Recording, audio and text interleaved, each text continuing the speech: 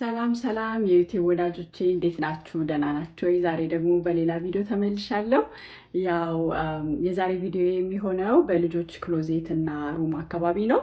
ያው በጣም የልጆችን ክሎዜት በደንብ ካስተካከልኩኝ በጣም ረጅም ጊዜ ሆኖኛል እና ዛሬ በደንብ ሁሉንም ልብስ አውጥቼ የማይለብሱትን ያጠራቸውን በመለየት በደንብ ቆንጆ አድርጌ ኦርጋናይዝ ለማድረግ ያው ተነስቻለሁ እና እንግዲህ ይሄን ቪዲዮ የምታዩ ልጆች ያሏችሁ ይሄ ቪዲዮ ሞቲቬት እንዲያረጋችሁና አብረን ደግሞ የልጆቻችንን ሩም እንድናስተካክል ነው ይሄን ቪዲዮ የሰራሁት። ልጆች ከሌሏችሁ ደግሞ ያው you can do your closet ያው እዚህ ሀገር ያው እንደምታውቁት ሁሉን ነገር በራሳችን ስለሆነ ያው አንዳንዴ በጣም a lot of motivation ያስፈልገናል አንዳንድ ነገሮች ለማድረግ እና አይ ሆፕ እንግዲህ ይሄን ቪዲዮ ኢንጆይ እንደምታደርጉት ተስፋ አደርጋለሁ። ከወደዳችሁት ደግሞ እንግዲህ ላይክ ኤንድ ሼር ማድረግ እንዳትረሱ። ይሄን ደግሞ ቪዲዮ እያያችሁ ሰብስክራይብ ካላደረጋችሁ ሰብስክራይብ በማድረግ የዝኒቲዩብ ፋሚሊ እንድትሆኑ ያው እጠይቃለሁ። እንግዲህ አይ ሆፕ ዩ ኢንጆይ ዘ ቪዲዮ። አብራችን ቆይ።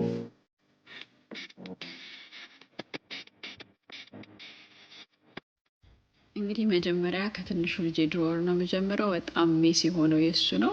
ትንሽም ስለሆነ ያው የሱ የራሱ ልብስ አለ፣ የወንድሙንም ደግሞ የሚለብስ በጣም እሱ ስለሆነ የሱን አውጥቼ በሙሉ ከድሮወሩ የሚለብሳቸውን ከማይለብሳቸው ወደፊት የሚያረጋቸውን ያጠሩትን በሙሉ አልጋው ላይ አድርጌ በደንብ እለያያለሁ ማለት ነው። በመጀመሪያ እንግዲህ እሱን ነው ያደረኩት። እንግዲህ ልብሶቹን እንደዚህ ከለያየው የሚለብሰውን የማይለብሰውን ያጠረውን ከለያየውኝ በኋላ የሚቀጥለውን ስቴፕ በክሊር ባግ ከዳለር ስቶር ነው ይሄን የገዛሁት።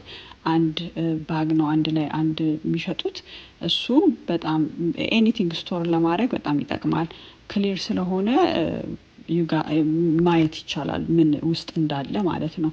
እና በሱ ልብሶቹን በሙሉ ጠቀላልዬ ካስገባው በኋላ ሌብል አድርጌ ከክሎዜቱ ላይ አስቀምጣለሁ ማለት ነው። በምፈልግበት ጊዜ አክሰስ ለማድረግ በጣም ኢዝሊ ማግኘት ይቻላል ማለት ነው። ከዛ ክሎዜት ውስጥ የሚገቡትንና የማይገቡትን ከለያየው በኋላ ድሮወሩን በደንብ ወላውዬ ከዛ በኋላ ደግሞ ከላይ ያለውንም እንደዚህ የነዋምና የሁለቱ ልጆቼ ነው የነዋምና አዝራ ይባላሉ። ለብቻ ለብቻ ካደረኩ በኋላ ልብሶቹን ማስገባቸውን ልብሶች እንግዲህ እንደዚህ እየጠቀለልኩኝ ያው የልጆች ልብስ በጣም ትንንሽ ስለሆነ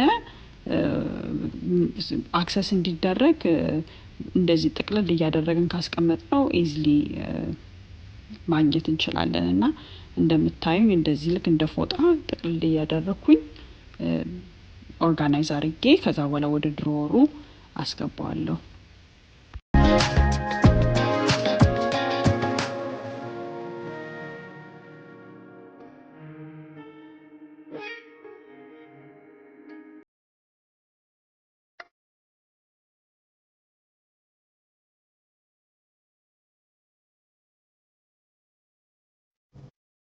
እንግዲህ ልብሶቹን ጠቀላልዬ ከጨረስኩኝ በኋላ ድሮወሩን እንደዚህ በደንብ ካጸዳሁኝ በኋላ አሁን ድሮወሩን ለመከፋፈል ሰፋ ሰፋ ያለ ስለሆነ ይሄን ደረቅ ካርቶን ነው የተጠቀምኩኝ።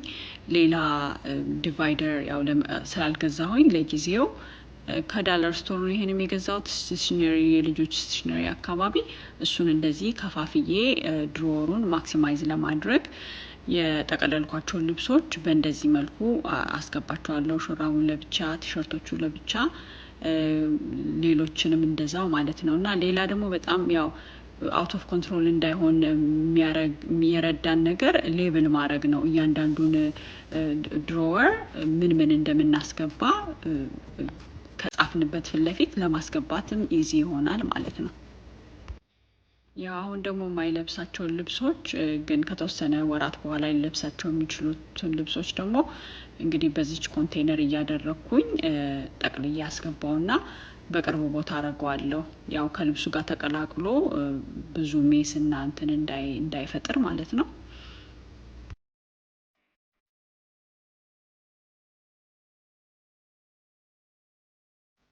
እንግዲህ በቅርብ የማልፈልጋቸውን ልብሶች በዚች ስቶሬጅ ዚፕላክ አድርጌ ብዙ ማልደረስበት ቦታ ላይ ወደ ላይ ያስቀምጣለሁ። እነዚህን ኮንቴነሮችን ደግሞ አክሰሰብል የሆነ ኤሪያ ላይ ብዙ ያራቀ ቦታ ላይ አደርገዋለሁ እና ካልሶችን ደግሞ በዛች ኮንቴነር ሳክስ በሚለው ውስጥ ያው ቆሻሻ በጣም እንደምታውቁት ካልስ በጣም ስለሚጠፋ እዛ ውስጥ አደርጋለሁ።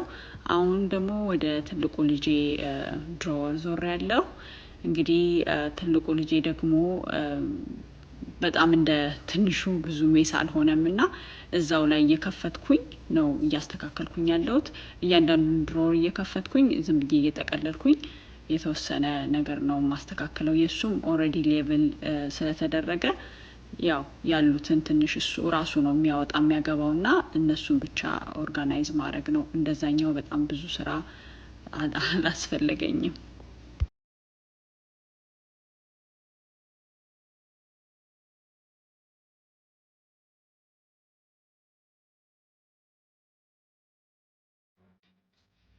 እንግዲህ ትልቁ ልጄን ድሮወርም ወላውዬ አዘጋጅቼ ጨርሻለሁ። እንግዲህ ይሄን ይመስላል።